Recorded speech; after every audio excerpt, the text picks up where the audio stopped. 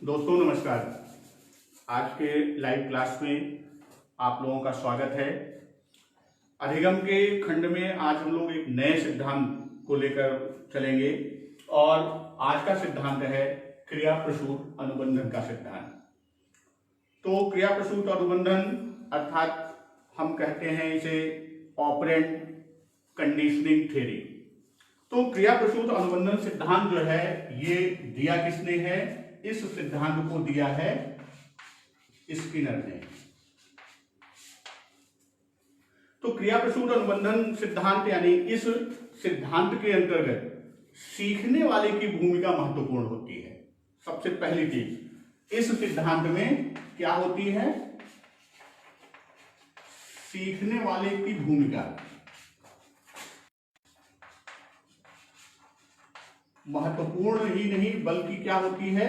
सीखने वाला पूर्णतः सक्रिय होता है, वही ऑपरेट करता है। इसी से नाम ही इसका पड़ा ऑपरेंट बिहेवियर के ऊपर, ऑपरेंट कंडीशनिंग का।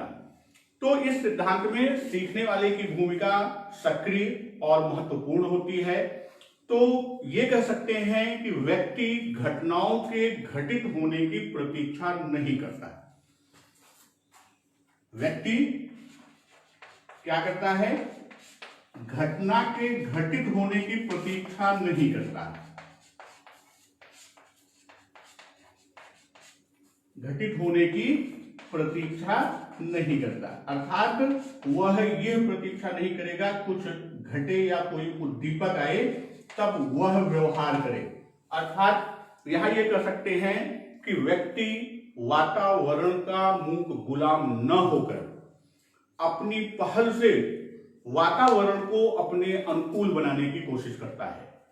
यहां यह कह रहा है कि जो वातावरण है व्यक्ति क्या होता है? उसका गुलाम ही नहीं बल्कि मूक गुलाम नहीं होता, बल्कि करता क्या है? मूक गुलाम न होकर वह अपनी पहल के द्वारा यानी अपने सक्रियता के द्वारा अपनी पहल से क्या करता है? वातावरण को अपने अनुकूल बनाने का प्रयास करता है। तो वातावरण को क्या करता है? किस रूप में? सक्रिय होकर या अपनी पहल द्वारा क्या करता है? वातावरण को अपने अनुकूल बनाने की कोशिश करता है। अपने अनुकूल बनाने की वह कोशिश करता है। पूर्व का सिद्धांत जैसे अभी कल हम लोगों ने चर्चा किया था किसका? पावलोव के कंडीशनिंग का। तो उसमें क्या था? व्यक्ति उद्दीपक पर आश्रित था। जैसे कुत्ते के ऊपर उन्होंने प्रयोग किया कि जब कुत्ते के सामने भोजन आता है या भोजन आने का संकेत होता है तब वह अनुक्रिया प्रारंभ करता है। लेकिन यहां क्या है कि व्यक्ति स्वयं ही व्यवहार की पहल करता है। यहां पर करता क्या है? घटना के घटित होने या किसी उद्दीपक के आने की नहीं बल्कि वह स्वयं पहल करता है, स्वयं ही सक्रिय होता है। इस प्रकार हम कह सकते हैं कि वातावरण को प्रभावित करता है और उस प्रभाव से या उसके परिणाम से वातावरणीय क्रिया के प्रति अनुक्रिया उत्पन्न होती है। जो उसकी पहल है, जो उसके द्वारा सक्रियता दिखाई गई, तो वहां पर करता क्या है कि कुछ न कुछ ऐसे क्रियाकलाप को संपादित करता है या करता रहता है कि वह वातावरण को प्रभावित कर सके। अर्थात अपने क्रियाकलापों के द्वारा वातावरण को प्रभावित करता है और वातावरण को प्रभावित करने से उसके परिणाम स्वरूप या उसका जो रिजल्ट मिलता है कि वातावरणीय क्रिया के प्रति क्या होती है? अनुक्रिया उत्पन्न होती है। इसके द्वारा होता क्या है कि जो वातावरणीय क्रिया होगी उसके प्रति क्या करेगा? व्यक्ति में या जीव में अनुक्रिया उत्पन्न होती है। तो इस अनुक्रिया के उत्पन्न होने को या वातावरण के प्रभावित होने और वातावरणीय क्रिया के प्रति अनुक्रिया का उत्पन्न होना। कह सकते हैं कि वातावरणीय क्रिया की प्रकृति ही भविष्य में व्यवहार के करने या दोहराए जाने या दोहराए न जाने की संभावना को निर्धारित करता है। कौन करता है? वातावरण की जो क्रिया की प्रकृति बनती है, वातावरणीय क्रिया की प्रकृति जो है वह यह निर्धारित करती है कि दोहराना है या नहीं, अर्थात जो उसकी अनुक्रिया की गई उसे दोहराना है या नहीं दोहराना, यह उसकी प्रकृति निर्धारित करती है। तो इस तरह हम कह सकते हैं कि वातावरणीय क्रिया अगर दोहराएगा तब जब वातावरणीय क्रिया क्या होगी? सुखदायक होगी या संतोषप्रद होगी, तब वह उस क्रिया को क्या करेगा? उस क्रिया को दोहराने की संभावना पर विचार, या यूं कहते कि दोहराने की संभावना बढ़ जाएगी। तो यहां यदि देखा जाए इस समस्त जो स्किनर के प्रयोग का सामान्य रूप कि जो सारी चीजें घटित हो रही हैं, यदि वास्तविकता में देखा जाए तो थार्नडाइक का जो प्रयोग है, थार्नडाइक के प्रयोग से जो परिणाम मिलता है, अर्थात थार्नडाइक के प्रयोग से प्राप्त परिणाम के आधार पर स्किनर को इस दिशा में नए ढंग से चिंतन के लिए प्रेरित किया। जो थार्नडाइक का सिद्धांत का परिणाम निकला, जो निष्कर्ष निकला, उसके आधार पर स्किनर को इस दिशा में नए ढंग से चिंतन करने के लिए प्रेरित हुआ। अब देखा जाए तो स्किनर ने चूहों पर कई प्रयोग किए। तो इन समस्त तथ्यों के आधार पर यदि हम निष्कर्ष रूप में कहें तो हम कह सकते हैं कि व्यवहार की पुनरावृत्ति या परिमार्जन, भाई पुनरावृत्ति करेगा तो अपने व्यवहार को परिमार्जित करेगा। तो व्यवहार की पुनरावृत्ति या व्यवहार का परिमार्जन उसके परिणामों द्वारा निर्देशित होता है। किसके द्वारा? व्यवहार की जो पुनरावृत्ति है, व्यवहार की पुनरावृत्ति या व्यवहार का परिमार्जन, इसका निर्धारण किससे हो रहा है? क्रिया के परिणाम द्वारा। यह परिणाम निर्धारित करेगा कि वह क्रिया को दोबारा करे या न करे। तो अर्थात व्यक्ति व्यवहार का संचालन करता है, ऑपरेट करता है। जो भी जीव है, व्यक्ति है, वो क्या करेगा? व्यवहार को संचालित करता है, उसे ऑपरेट करता है। जबकि इसको बनाए रखना वह प्राप्त परिणाम पर निर्भर करेगा।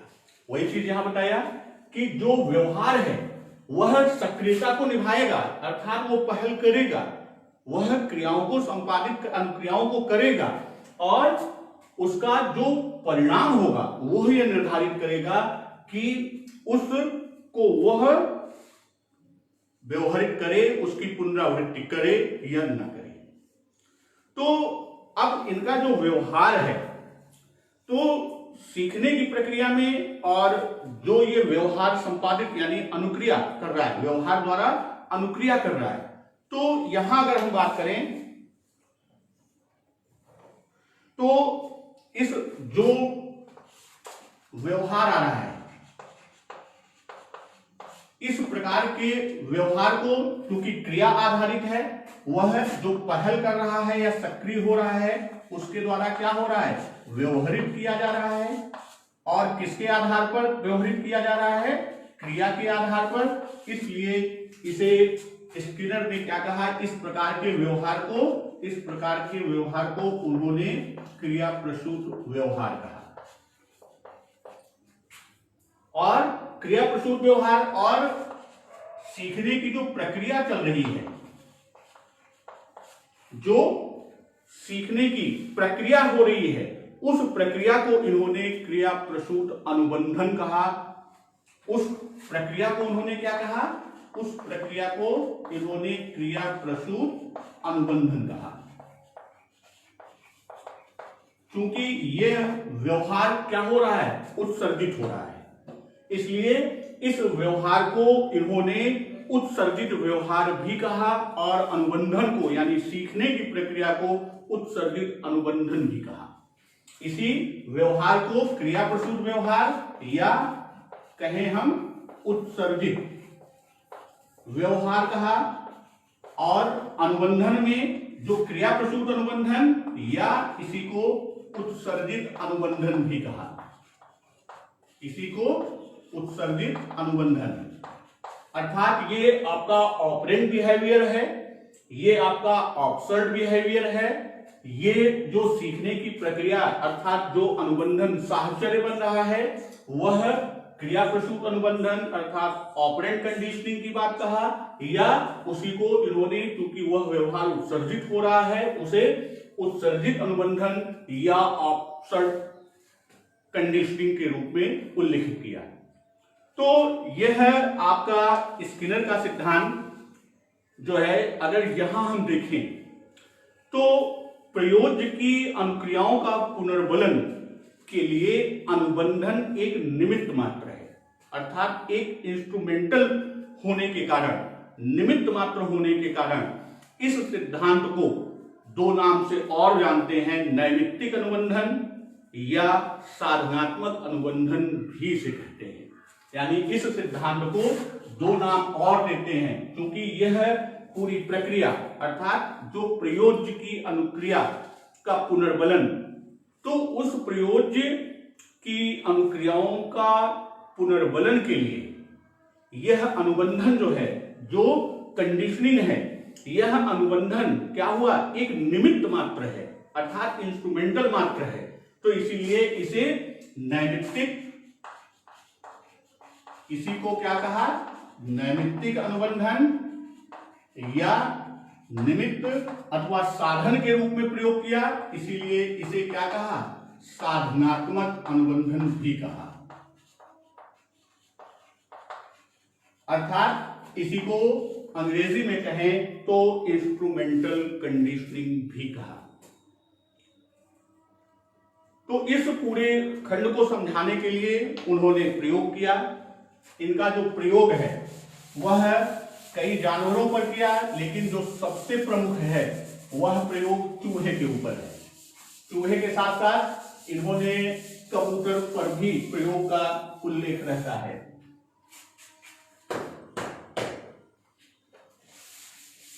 तो इनका प्रयोग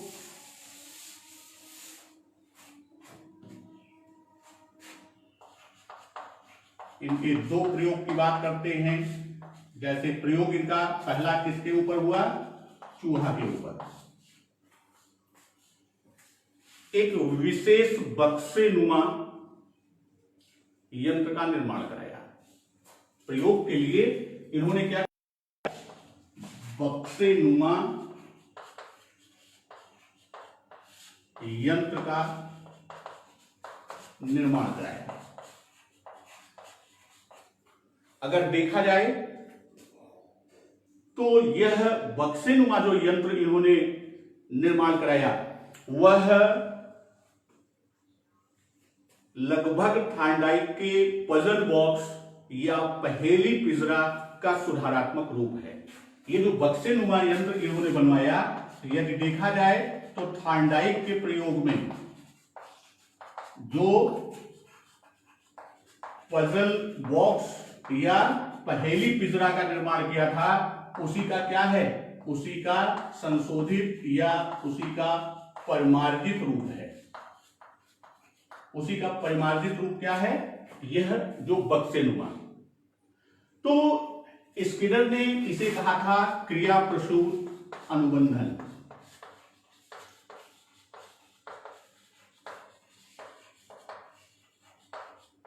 क्रिया प्रसूत अनुबंधन बॉक्स, इसे उन्होंने कहा क्रिया प्रसूत अनुबंधन बॉक्स या क्रिया प्रसूत अनुबंधन कक्ष। लेकिन बाद में उनके शिष्यों ने, स्किनर के शिष्यों ने उनके सम्मान में क्या कहा, इसी को नाम दिया, कहा यह स्किनर बॉक्स, और आज यह प्रचलित है स्किनर बॉक्स के नाम से ही। इसी को उन्होंने क्या कहा, उनके शिष्यों ने स्किनर के सम्मान में कहा कि यह स्किनर बॉक्स नाम दिया। अब बॉक्स की विशेषता क्या थी, यानी बॉक्स में था क्या क्या चीज। बॉक्स में सबसे पहले उसमें था जालीदार फर्श। एक ऐसा बक्सा था जिसमें जालीदार फर्श थी। इसमें दूसरी शर्त क्या थी कि प्रकाश एवं ध्वनि की व्यवस्था थी। प्रकाश एवं ध्वनि की व्यवस्था थी। और तीसरा इसमें लीवर था और भोजन तस्तरी। इसमें क्या था, लीवर था और चौथा भोजन तस्तरी। ये तो जो स्किनर बॉक्स या क्रिया प्रसूत अनुबंधन कक्ष था, ये उसकी विशेषता कि यह कैसा था। अब इनका जो प्रयोग था, तो इनके प्रयोग में स्किनर भूखे चूहे को, उजले चूहे को, उजला भूखा चूहा बॉक्स के अंदर रखते हैं। वह क्रिया यानी खुद सक्रिय होता है और विभिन्न प्रकार की क्रियाओं को करता है। तो यहां जो क्रियाओं को करता है, तो अचानक उसका लीवर दबता है, यानी चूहा को स्किनर बॉक्स में बंद किया गया और प्रारंभ में चूहा बॉक्स में इधर उधर घूमता रहा और उछल कूद करता रहा। इन्हीं गतिविधियों में लीवर दब गया और एक घंटी की आवाज के साथ भोजन तस्तरी में भोजन का टुकड़ा गिर गया। यद्यपि चूहा तुरंत अर्थात तत्काल ही उस भोजन को नहीं देख सका, किंतु कुछ देर के पश्चात भोजन को देखकर उसे खा लेता है। तो चूहा लीवर को दबाने के लिए क्या था, पूर्ण स्वतंत्र था। उसके लिए कोई उद्दीपक या कोई सामग्री सामने नहीं थी। तो चूहा पूर्ण रूप में क्या था, स्वतंत्र था। और जितने बार भी वह लीवर को दबाता था, प्रत्येक बार घंटी की आवाज के साथ साथ भोजन का टुकड़ा जो है वो तस्तरी में गिरता था।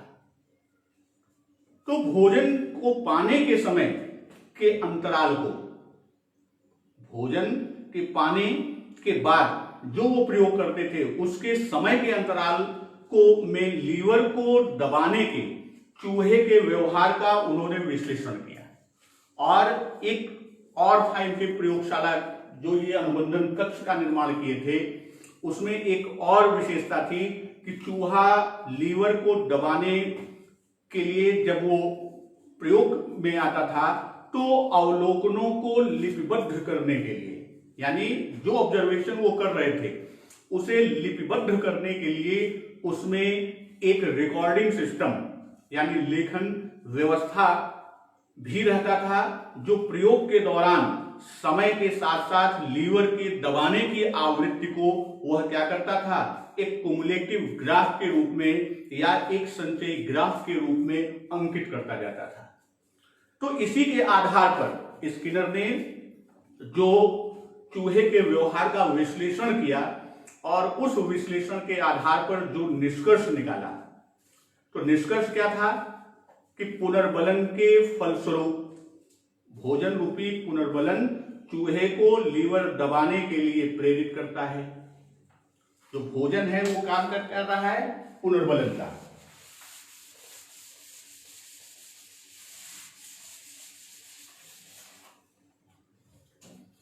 तो जो उन्होंने चूहे के व्यवहार का क्या किया, चूहे के व्यवहार का विश्लेषण किया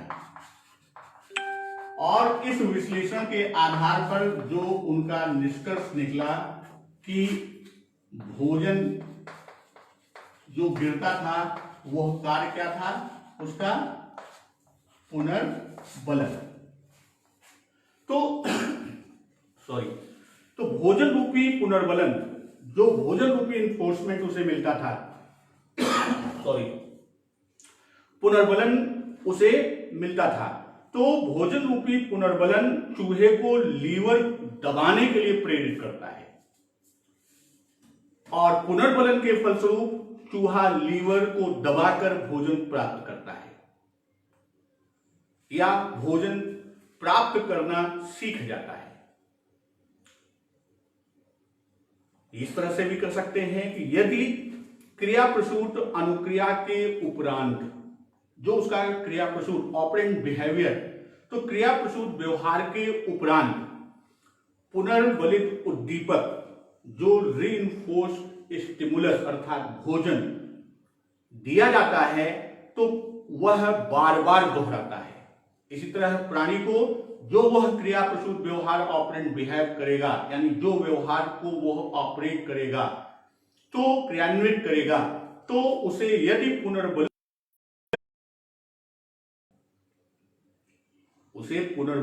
मिल जाएगा तो वह उसे बार बार दोहराने का प्रयास करेगा और इस प्रकार से मिले पुनर्बलन से क्या होता है, अधिगम या अनुबंधन दृढ़ होता है।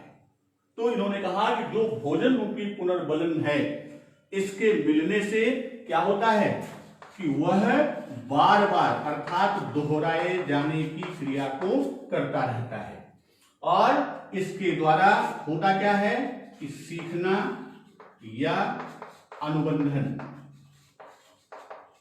ये क्या होता है, ये दृढ़ होता है। इन्होंने एक दूसरा प्रयोग किया, वहां घंटी की जगह पर प्रकाश की व्यवस्था की कि अब लीवर के दबने पर घंटी की आवाज न आकर बल्कि क्या होता था, प्रकाश उत्पन्न होता था।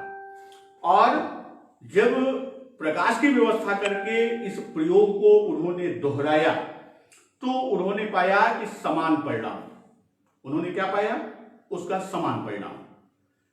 तो इसी तरह उन्होंने कबूतर पर प्रयोग किया, जो कबूतर बक्सा बनाया, पिजन बॉक्स बनाया, उसमें लीवर के स्थान पर क्या रखा, कुंजी रखा, जिसे चोंच मारकर वह क्या करता है कि वह बक्से को, जब यहां जैसे चूहे के लिए उन्होंने क्या बनाया था, स्किनर बॉक्स, जिसे शिष्यों ने नाम दिया और स्किनर ने कहा था क्रिया प्रसूत अनुबंधन कक्ष, क्रिया प्रसूत अनुबंधन कक्ष कहा था। और कबूतर के लिए उन्होंने कबूतर बक्से का निर्माण कराया था। तो यहां उन्होंने क्या किया था, कबूतर बॉक्स में लीवर के स्थान पर चोंच से मारने, क्योंकि वह लीवर को दबाने के बजाय कबूतर चोंच का प्रयोग करता है, तो वहां पर लीवर के स्थान पर उन्होंने किसका प्रयोग किया, कुंजी का प्रयोग किया और यह पाया कि कुंजी पर चोंच मारकर वह भोजन का दाना प्राप्त करता है। और स्किनर अपने विभिन्न प्रयोगों से प्राप्त परिणामों के आधार पर क्रिया प्रसूत सिद्धांत को प्रस्तुत किया। यह उनके सारे प्रयोग थे। तो यहां यह चीज स्पष्ट होती है कि क्रिया प्रसूत अनुबंधन एक ऐसी प्रक्रिया से, क्रिया प्रसूत अनुबंधन का संबंध एक ऐसी प्रक्रिया से है जिसमें पुनर्बलन के द्वारा किसी अनुक्रिया के दोहराए जाने की प्रायिकता बढ़ जाती है। किसी भी प्रकार, यानी वह अनुक्रिया जो करता है उसकी प्रोबेबिलिटी, उसकी प्रायिकता क्या होती है, बढ़ जाती है। इस प्रकार अधिगम ऐसे क्रिया प्रसूत व्यवहार को सीखने में सहायता करता है जो व्यवहार किसी बात या उद्दीपक से अनिवार्य रूप से संबंधित नहीं होता।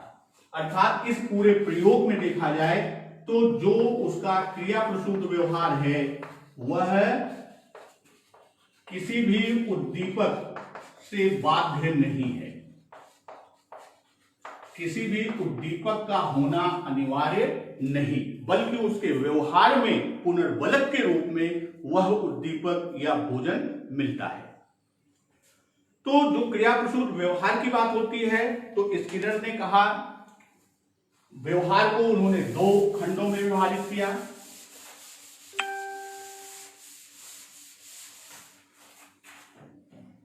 स्किनर ने उद्दीपक की उपस्थिति को अनिवार्य नहीं माना और यह कहा कि अनुक्रियाएं जो प्रयोज्य है, जो इसके ऊपर प्रयोग किया जा रहा है या जो क्रिया प्रसूत को कर रहा है, जो व्यवहार कर रहा है, अनुक्रिया कर रहा है, तो उन्होंने कहा कि अनुक्रियाएं दो प्रकार की, जो भी अनुक्रिया को उन्होंने कहा कि दो प्रकार की अनुक्रियाएं होती हैं। एक प्रतिवादित रिस्पोंडेंट बिहेवियर और दूसरा क्रिया प्रसूत। इन्होंने दो प्रकार की अनुक्रियाओं की बात की कि एक को कहा प्रतिवादित रिस्पोंडेंट की बात की और दूसरे को कहा क्रिया प्रसूत।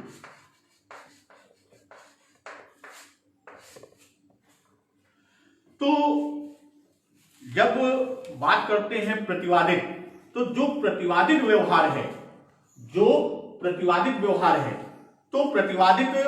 व्यवहार को इन्होंने प्रतिक्रियात्मक अनुक्रिया या उद्दीपन प्रसूत व्यवहार भी कहा। इसी को उन्होंने क्या कहा? प्रतिक्रियात्मक या उद्दीपन प्रसूत। इसी को इन्होंने क्या कहा? प्रतिक्रियात्मक या उद्दीपन प्रसूत व्यवहार।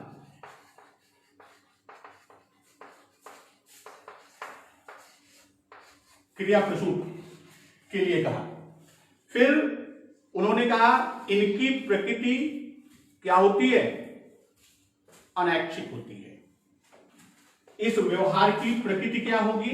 इस व्यवहार की प्रकृति अनैच्छिक है, अर्थात वह उद्दीपक की इच्छा पर निर्भर है कि जब तक उद्दीपक नहीं आएगा उसका व्यवहार नहीं होगा। तो यहां क्या है, जो अनैच्छिक की बात कर रहे हैं, यहां जो प्रतिक्षेप क्रिया या अनुक्रिया होगी जिसे हम रिफ्लेक्सेस के रूप में बात करते हैं, तो रिफ्लेक्सेस के रूप में या प्रतिक्षेप क्रियाओं के रूप में होने वाला व्यवहार क्या होता है? प्रतिवादित अनुक्रिया के उदाहरण के रूप में होता है। जैसे प्रकाश पड़ने पर आंखों का झपना, भोजन के आने पर लार का निकलना, पिन के चुभने पर दर्द का आभास होना, यह सब क्या है? इसके उदाहरण हैं प्रतिवादित के। और पावलोव के प्रयोग में जो कुत्ते के मुंह से लार का आना होता था, वह एक प्रतिवादित अनुक्रिया थी। जो क्या होता था? भोजन के आने पर, या यूं कहते हैं कि भोजन रूपी उद्दीपक के नियंत्रण में थी कि भोजन आएगा या भोजन के संकेत का मिलना होगा, तब उसके लार की प्रक्रिया यानी लार का स्राव प्रारंभ होता था। तो यहां पर क्या था? व्यक्ति या जीव, कोई भी जीव होगा वह क्या होगा? उसकी क्रिया अनैच्छिक होगी। वही क्रिया प्रसूत की यदि हम बात करें, तो क्रिया प्रसूत व्यवहार उद्दीपकों के प्रत्यक्ष नियंत्रण में नहीं होता। यहां क्या है? अनैच्छिक है, अर्थात यहां पर क्या है? उसका व्यवहार उद्दीपक के नियंत्रण में है, जबकि क्रिया प्रसूत में उद्दीपक पर उसका व्यवहार नियंत्रित या नियंत्रण में नहीं। उद्दीपक पर उसका व्यवहार नियंत्रित नहीं रहता। हम ये भी कर सकते हैं कि यहां पर प्रकृति स्वैच्छिक होती है, वॉलेंट्री होती है। यहां क्रिया प्रसूत में व्यवहार कैसा होता है? क्रिया प्रसूत में व्यवहार उसकी स्वैच्छिक होती है, वॉलेंट्री की बात करता है। तो जो स्वैच्छिक प्रकृति की बात करते हैं, तो क्रिया प्रसूत अनुबंधन या क्रिया प्रसूत अनुक्रिया का उद्दीपक प्रायः अज्ञात होता है। इस अनुबंधन में जो क्रिया प्रसूत की अनुक्रिया होती है वो क्या होती है, यहाँ उद्दीपक अज्ञात रहता है और प्राणी द्वारा स्वयं ही उत्सर्जित की जाती है। इसीलिए वहां पर बात मैंने किया था, इसे उत्सर्जित व्यवहार या उत्सर्जित अनुबंधन भी कहते हैं। तो यहां होता क्या है, प्राणी द्वारा स्वयं ही उत्सर्जित किया जाता है। और देखा जाए वास्तव में तो क्रिया प्रसूत व्यवहार का कारण महत्वपूर्ण नहीं है, बल्कि प्राणी के व्यवहार का परिणाम महत्वपूर्ण होता है। यहां पर व्यवहार जो है महत्वपूर्ण नहीं है, व्यवहार जो क्रिया प्रसूत व्यवहार वो कर रहा है वो महत्वपूर्ण नहीं, बल्कि क्या होता है, जो परिणाम मिलता है वो परिणाम महत्वपूर्ण होता है। यहां पर प्राप्त होने वाला परिणाम महत्वपूर्ण होता है। तो क्रिया प्रसूत उद्दीपक से नियंत्रित ना होकर परिणाम से नियंत्रित होता है। इस तरह से भी आप कह सकते हैं कि क्रिया प्रसूत व्यवहार की बात जो है कि हाथ पैर का चलना, खिलौनों से खेलना, भोजन करना, यह सब क्रिया प्रसूत के बहुत ही सहज और सरल उदाहरण हैं। तो स्किनर के प्रयोग में चूहे द्वारा प्रथम बार लीवर को दबाना, चूहे द्वारा प्रथम बार लीवर को दबाना एक क्रिया प्रसूत व्यवहार थी, जिसका परिणाम क्या था, इसका परिणाम भोजन की प्राप्ति। तो बाद में अर्थात कालांतर में चूहा भोजन प्राप्ति के लिए करता है, लीवर को ऑपरेट करता है। तो जो संचालित करता है तो उसके परिणाम स्वरूप अर्थात जब वह लीवर को संचालित करता है, इसलिए उसके इस व्यवहार को नैमित्तिक व्यवहार या इस प्रकार के अनुबंधन को नैमित्तिक अनुबंधन कहते हैं। क्योंकि वहां अब पुनर्बलन जो है वो एक निमित्त है, एक साधन है, तो इसीलिए इसे नैमित्तिक व्यवहार या साधनात्मक व्यवहार या नैमित्तिक अनुबंधन या साधनात्मक अनुबंधन कहते हैं। तो अगर हम बात करें, ये तो हो गया आपकी अनुक्रिया।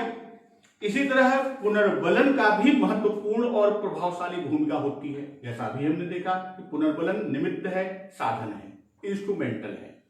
तो पुनर्बलन की बात हम करें,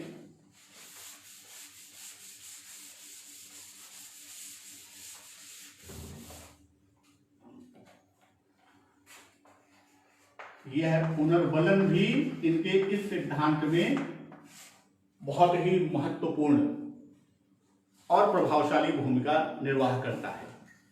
तो पुनर्बलन देखा जाए तो प्राणी को पुरस्कार देने के प्रत्यय के समान है। जैसे प्राणी को पुनर्बलन उस तरह के प्रत्यय है जैसे प्राणी को क्या दिया जाए, पुरस्कार, उसके समान है।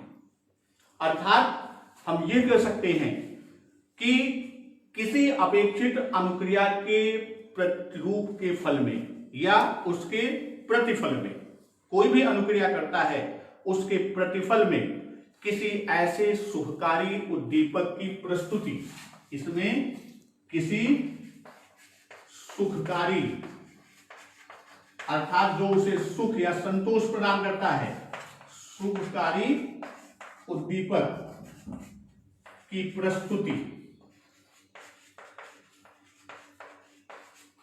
सुखकारी उद्दीपक की क्या करते हैं, उसकी प्रस्तुति, जो प्राणी को अपेक्षित अनुक्रिया को बार बार दोहराने, तो ये क्या करता है, प्राणी को वह अनुक्रिया को क्या करता है, बार बार दोहराने के लिए प्रेरित करता है। अनुक्रिया को ऐच्छिक जो उसकी है, तो प्रतिफल के रूप में होता क्या है कि प्राणी अपेक्षित अनुक्रिया बार बार करने के लिए या बार बार दोहराने के लिए प्रेरित होता है। अर्थात यह जो सुखकारी उद्दीपक पुनर्बलन के रूप में मिलता है, वह प्राणी की अनुक्रिया को दोहराने के लिए प्रेरित करता है। तो हम कह सकते हैं कि पुनर्बलक, यहां जो पुनर्बलन के लिए जो वस्तु है वह पुनर्बलक का काम कर रही है। तो यहां पुनर्बलक भी दो तरह का होता है। एक की बात करते हैं कौन सा, धनात्मक पुनर्बलक, और दूसरा ऋणात्मक पुनर्बलक। धनात्मक और ऋणात्मक दो तरह के पुनर्बलक की बात की। तो धनात्मक पुनर्बलक की उपस्थिति में अनुक्रिया दोहराए जाने की प्रायिकता बढ़ जाती है। इसमें क्या होता है, इसको देने से क्या होती है, अनुक्रिया के दोहराए जाने की अर्थात दोहराने की प्रायिकता बढ़ जाती है।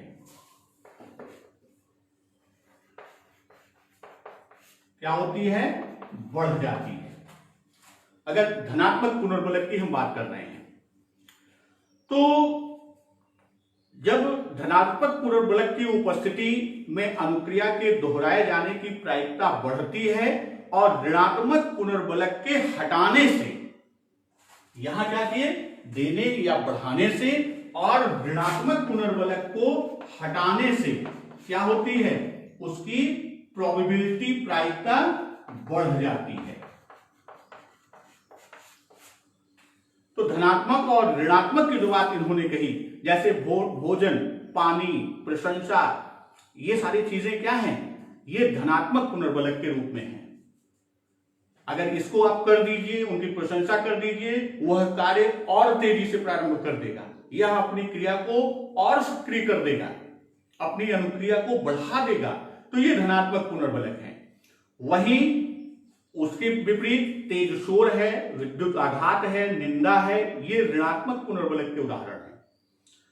और यहां दंड तथा ऋणात्मक पुनर्बलक में भी अंतर होता है।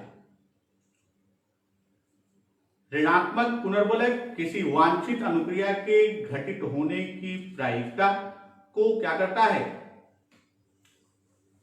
घटाता है या बढ़ाता है। अगर ये प्रश्न बनता है कि अवांछित अनुक्रिया की घटित होने की प्रायिकता को कौन करेगा, ऋणात्मक पुनर्बलक बढ़ाएगा।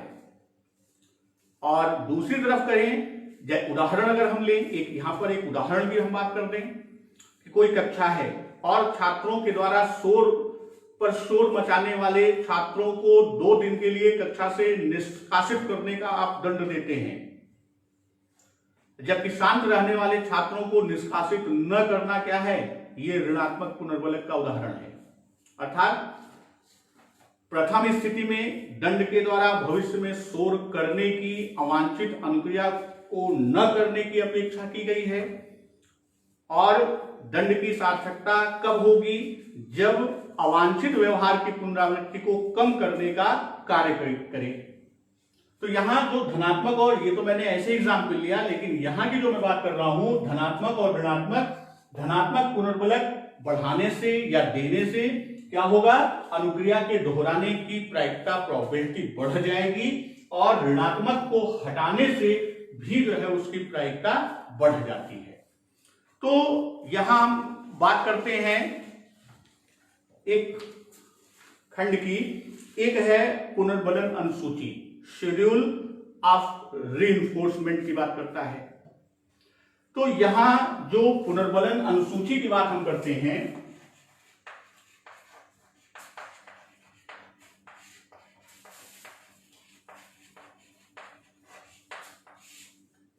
तो पुनर्बलन अनुसूची में होता क्या है कि ऐसी योजना है, पुनर्बलन अनुसूची का अगर आशय देखें तो यह एक ऐसी योजना है, या ऐसी योजना से होता है इसका संबंध, जिसमें यह उल्लेख होता है कि कितनी अनुक्रिया करने के बाद कितने समय के पश्चात, कितनी अनुक्रिया के बाद या कितने समय के पश्चात हम क्या करते हैं, व्यक्ति को पुनर्बलन दिया जाए। यहां इस चीज का उल्लेख मिलता है।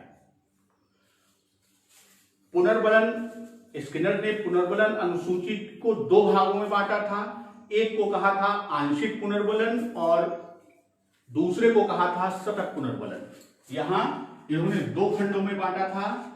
एक को कहा था आंशिक, या इसी को दूसरा नाम दिया था विरामी और दूसरे को कहा था सतत। तो आंशिक पुनर्बलन क्या है, या विरामी पुनर्बलन? तो आंशिक या विरामी पुनर्बलन में किसी अनुक्रिया के बाद पुनर्बलन दिया जाता है। अनुक्रिया पूर्ण होती है, उसके बाद पुनर्बलन दिया जाता है, और किसी अनुक्रिया के बाद पुनर्बलन नहीं दिया जाता है। अर्थात जो आवश्यक नहीं है हर अनुक्रिया के बाद पुनर्बलन हो, यहां यह है कि किसी अनुक्रिया के पश्चात पुनर्बलन दिया जाए और किसी के बाद पुनर्बलन न दिया जाए। तो यहां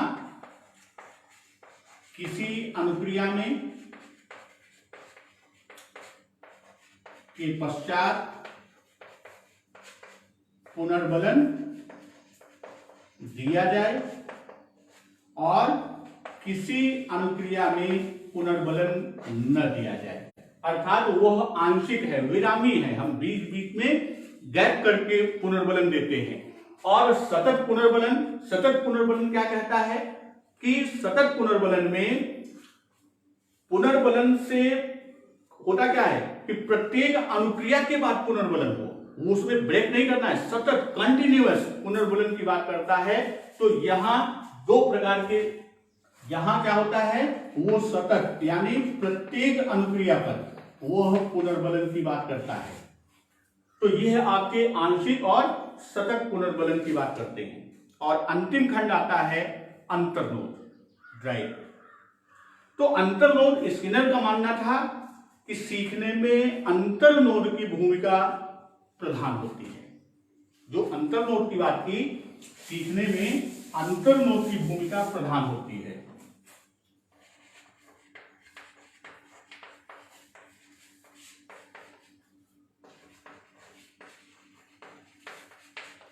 सीखने में इसकी प्रधान भूमिका होती है, अवस्था को प्रदर्शित करता है। तो क्रिया प्रसूत अनुक्रिया करने के लिए प्रेरित करता है। यही जो इंटरनल की बात हम कर रहे हैं, आंतरिक की बात कर रहे हैं, यही करता क्या है, क्रिया प्रसूत व्यवहार को करने के लिए प्रेरित करता है। यही अंतर्नोद क्रिया प्रसूत व्यवहार को क्या करता है, करने को प्रेरित करता है।